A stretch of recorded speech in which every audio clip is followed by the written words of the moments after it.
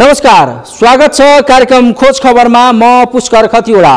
समाजमा भएका हरेक घटनामा हाम्रो नजर, जनताको सूचना पाउने अधिकारको सम्मान हाम्रो अभियान। त्यसैले समुन्नत र समृद्धशाली समाजको यात्रा खोज खबरको अन्तिम अभिष्ट अनि गन्तव्य हो। लागू औषध स्वास्थ्यका लागि हानिकारक छ र यसको कारोबारमा संलग्नलाई कडा कानुनी कारबाही हुन्छ भनेर सबैलाई थाहा छ। तर पनि यसको दुर्व्यसनी र कारोबारमा कमी आएको छैन। हरेक दिन जसो नेपालमा यसका कारोबारी पक्राउ पर्ने र उनीहरूको साथबाट ठूलो परिमाणमा लागू औषध बरामद हुँदै आएको छ। जेठ 30 र 31 गते नेपाली इतिहासकै सबैभन्दा बढी मात्रामा लागू औषध हिरोइन बरामद भएको छ। प्रहरीको लागू औषध नियन्त्रण ब्युरोले केवल 2 दिनमा आधा क्विन्टल भन्दा बढी लागू औषध हिरोइन बरामद गरेको हो। यो सँगै प्रहरीले यसको ओसार पोसारमा संलग्न 7 अफ्रिकी महिलालाई समेत पक्राउ गरेको छ। के छ सबैभन्दा ठूलो परिमाणमा बरामद भएको लागू औषधको वास्तविकता, हेरौं यो रिपोर्ट। इतिहासकै सबैभन्दा ठूलो परिमाणमा हिरोइन बरामद। बरामद हिरोइनको मूल्य 1 अर्ब 2 करोड बढी। कारोबारमा संलग्न 7 जना महिला पक्राउ।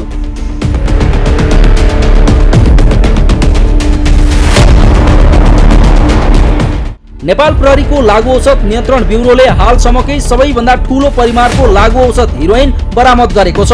प्रहरीले 2 दिनको अपरेसनबाट इतिहासकै सबैभन्दा ठूलो परिमाणको अर्थात् 51 किलोग्राम भन्दा बढी मात्रामा हिरोइन बरामद गरेको हो। प्रहरीले लागू औषध कारोबार र ओसार पसारमा संलग्न 7 जना विदेशी महिलालाई समेत पक्राउ गरेको छ। प्रहरीले बरामद गरेको 51 किलोग्राम हिरोइनको मूल्य 1 अर्ब 2 करोड भन्दा बढी रहेको प्रहरीको अनुमान छ। 2079 जेठ 30 गते हामीले मान्छे पक्राउ गरेर आजका दिनसम्म पनि पक्राउ गरेर जम्मा टोटल 7 जना र 51 केजी सामान बरामद गरेका छौं। हामीले यो कारबाहीको क्रममा अपरेसन व्हाइट डस्ट सञ्चालन छ, अहिले पनि निरन्तर छ। यसमा अहिलेसम्मको largest seizure in NCB history अहिलेसम्मको नेपालमा अहिलेसम्म यो परिमाणमा चाहिँ सबैभन्दा धेरै परिमाणको र यो संसारकै महँगो मानिने लागू औषधमा गनिन्छ र 51 केजी छ। यसमा 7 जना महिलाहरू पक्राउ परेको छ काठमाडौँ स्थितबाट।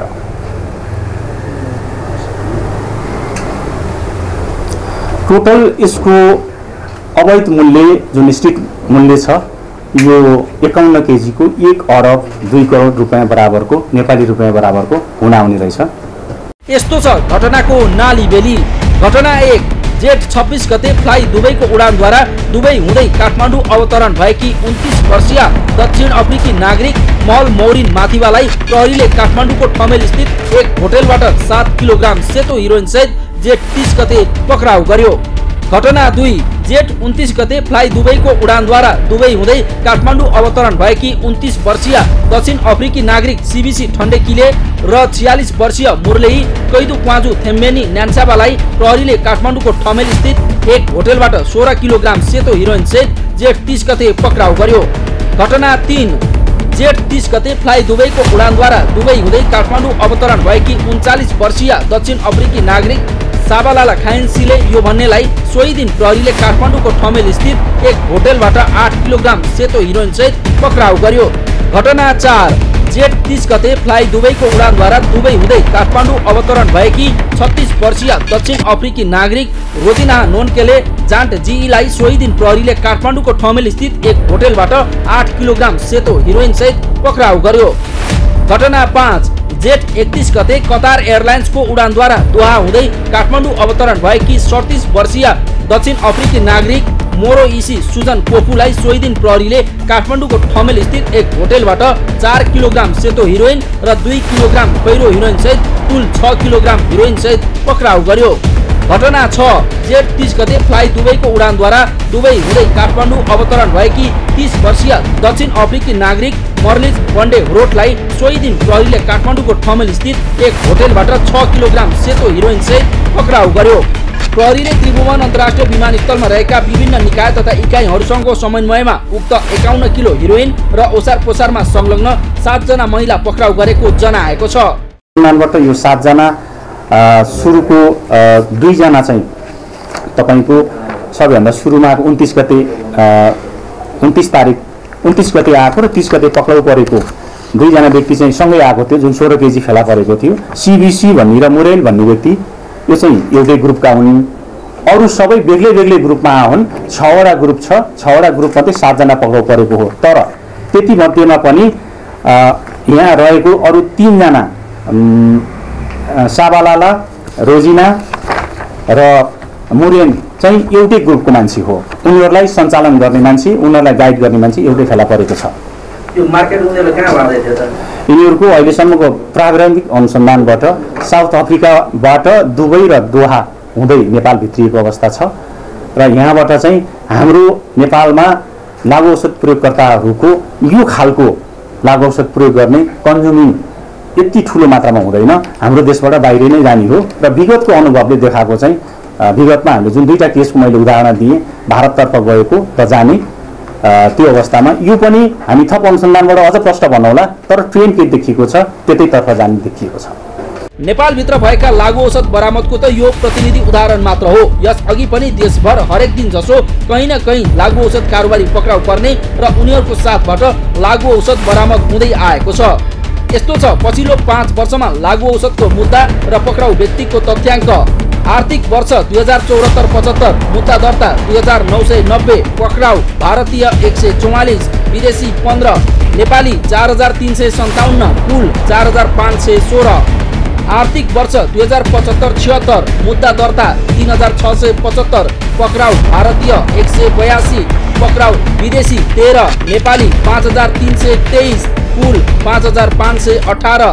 आर्थिक वर्ष 2076-77 मुद्दा दर्ता 2903, पक्राउ भारतीय 133, विदेशी 24, नेपाली 4397, कुल 4554। आर्थिक वर्ष 2077-78 मुद्दा दर्ता 3009, पक्राउ भारतीय 140, विदेशी 7, नेपाली 4479, कुल 4626।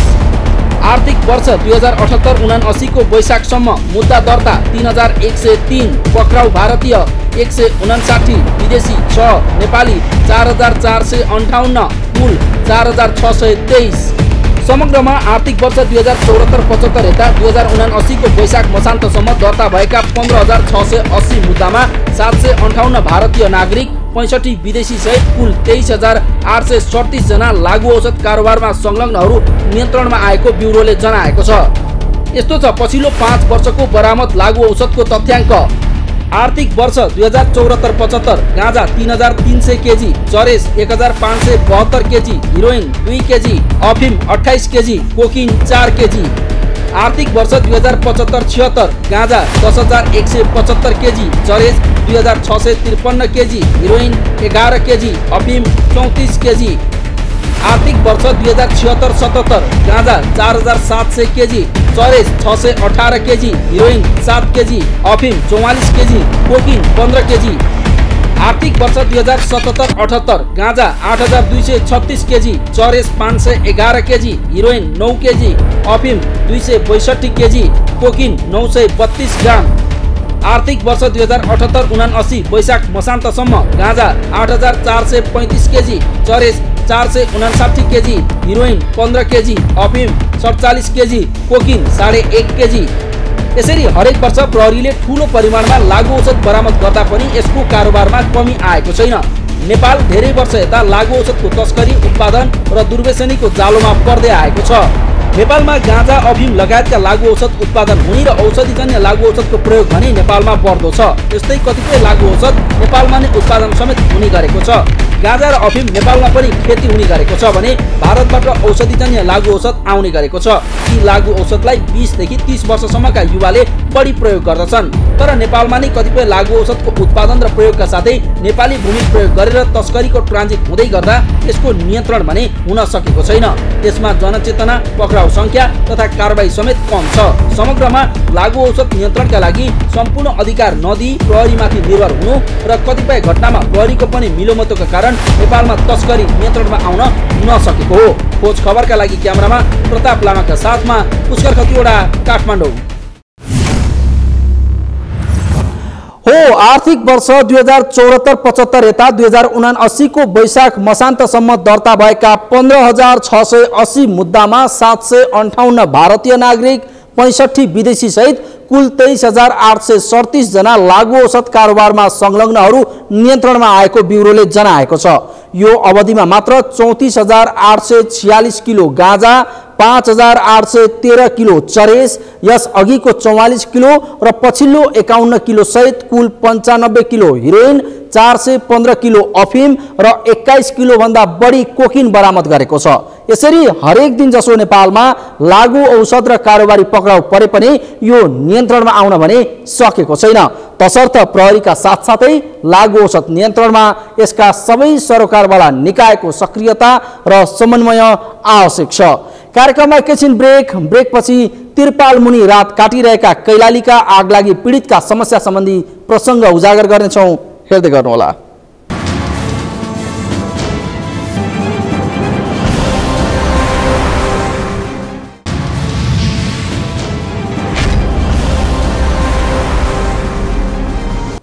ब्रेकपछि स्वागत छ। कार्यक्रम हो खोज खबर। सबै सुविधा भएको आफ्नो घर होस्, आफ्नो केही जमिन होस् अनि दैनिक गरी खाने केही राम्रो इलम होस्, यो सबैले चाहने आम इच्छा हो। तर सबैको भाग्यमा घर हुँदैन। अझ आगलागी, बाढी वा भूकम्प पीडितको घर उजाडिए उनीहरूले तत्काल घर पाउने सम्भावना हुँदैन। कैलालीको विपतपुर शिविरका आगलागी पीडित यसैको पछिल्लो उदाहरण बनेका छन्। वैशाखमा बस्तीमा आगलागी भएपछि बिचल्लीमा परेका उनीहरूलाई सरकारले तत्काल घर बनाइदिने आश्वासन दिएको थियो। तर सरकारको काम गराइ त उही हो, सुस्त। यही सुस्तताका कारण उनीहरू यो वर्षमा पनि तिरपालमुनि रात कटाउन बाध्य छन्। के छ त कैलालीको विपतपुर शिविरवासीको वास्तविकता, हेरौँ यो रिपोर्ट। कैलालीका आगलागी पीडितको तिरपालमुनि बास।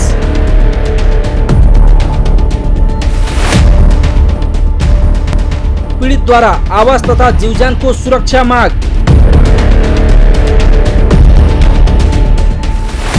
खेतीपाती गर्न मल दिलाइदिन सरकारसँग आग्रह।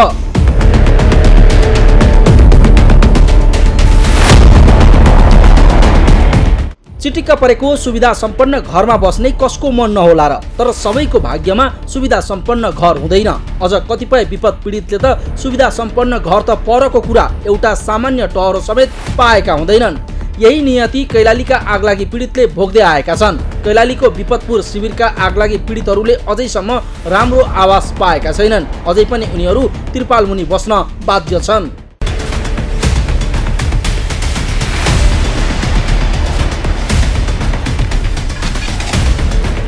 एक महिना अघि आगलागीबाट पूर्ण रूपमा क्षति भएको कैलाली गाउँपालिका स्थित विपतपुरका आगलागी पीडितहरूले बर्खा लागेसँगै आफूहरूको जीवज्यानको सुरक्षा गरिदिन सरकारसँग आग्रह गरेका छन्। खेतबाट सल्केको आगोले विपतपुर शिविरका 90% घर जलेका थिए।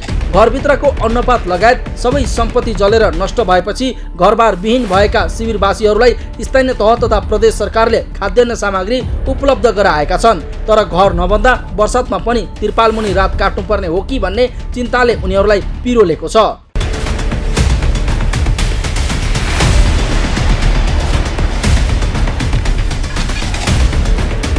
कैलाली गाउँपालिका वडा नम्बर 7 मा रहेको मुक्त कमैया बस्ती विपतपुर शिविरमा गत वैशाख 11 गते आग लागि भयो। खेतबाट फैलिएको आगोले शिविरका 27 घर पुनः 12 आंशिक र 32 घरमा सामान्य क्षति भयो। आगलागी पश्चात छिमेकी नगरपालिकाको दमकल र सुरक्षाकर्मीको सहयोगमा आगो नियन्त्रणमा आएको थियो। आगलागीबाट घर र घरभित्रका सबै सम्पत्ति गुमाएका शिविरवासीलाई स्थानीय र प्रदेश सरकारले खाद्यान्नको व्यवस्था गरेको थियो। त्यससँगै प्रदेश सरकारले सबै घर पुनर्निर्माण गरिदिने घोषणा गरेको थियो। तर वर्षायाम सुरु भएपछि उनीहरू तिरपाल मुनिने रात कटाउन बाध्य छन्। सरकारसँग उनीहरूले घर बनाउनका लागि आवश्यक सहयोग गर्न आग्रह गरेका छन्।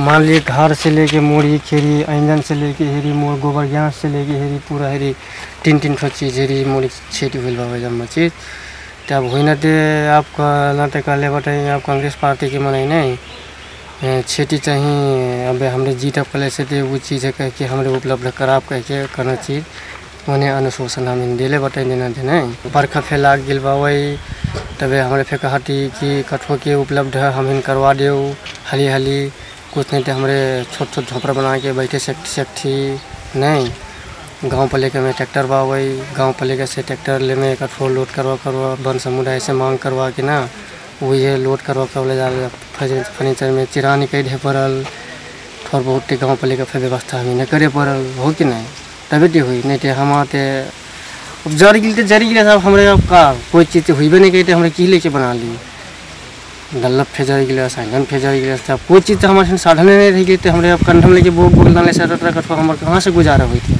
आगलागीबाट पूर्ण क्षति भएका घरसँगै लत्ता कपडा खाद्यान्न लगायत घरभित्रका सबै सामान नष्ट भएपछि अहिले शिविरवासीहरू तिरपाल मुनि रात कटाइरहेका छन्। तर वर्षात सुरु हुन थालेको भन्दै त्यसभन्दा अघि नै घर बनाउन पाए आफूहरूलाई सहज हुने उनीहरूले बताएका छन्। प्रदेश सरकारले घर बनाउने आश्वासन दिए पनि घर बन्ने ठेगान नभएपछि उनीहरूले सामुदायिक वनसँग सहकार्य गरी काठ उपलब्ध गराइदिए आफै घर बनाउने बताएका छन्। सबसे भारी समस्या हमारा सुटना उठना खाना और चीज़ के घास बास्केट खान पीन के टाइम हमारा रोगिलो खाद्यान्न सामान ऐसो हमार सबसे समस्या बा खेती करना आप डीजल नहीं हो तेल नहीं हो जैसे इंजन नहीं हो सब जरगिल नहीं डल्लप नहीं हो और विशेष करके आप हमार बैठना सबसे समस्या बा घर हमार बन जाते हमरे कहीं फे जाके कमा ले भी ये हमार सबसे पहले तो हमार पहल कर दे घर के हमार चाहे जैसे घर हमार या कठोरे के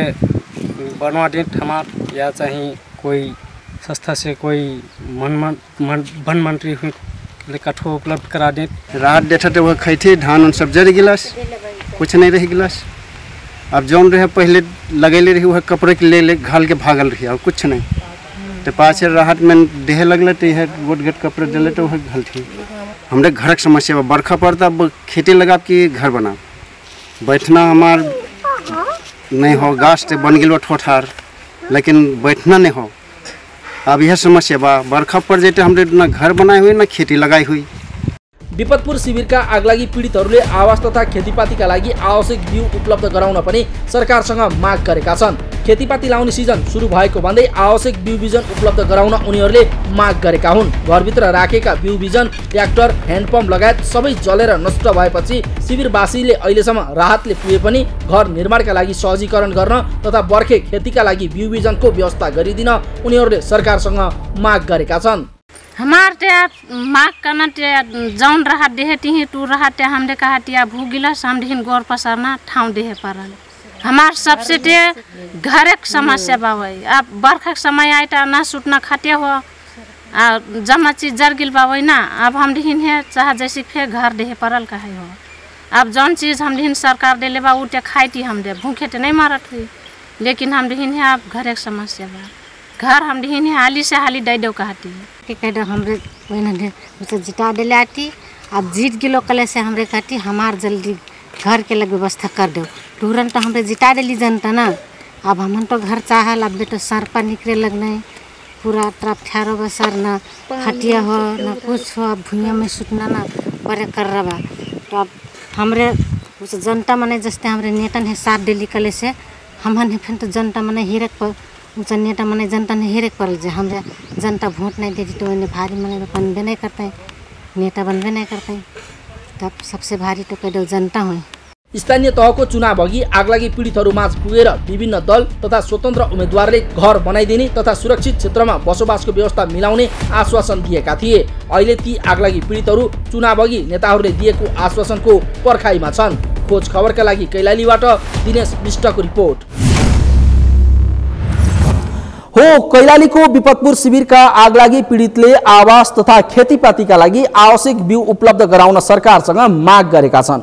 आगलागीबाट पूर्ण रूपमा क्षति भएपछि तिरपालमुनि बस्दै आएका उनीहरूले बर्खा लागेसँगै आफूहरूको जीव ज्यानको सुरक्षा गरिदिन सरकारसँग आग्रह गरेका हुन्। खेतबाट सल्केको आगोले विपतपुर शिविरका 90% घर जलेका थिए।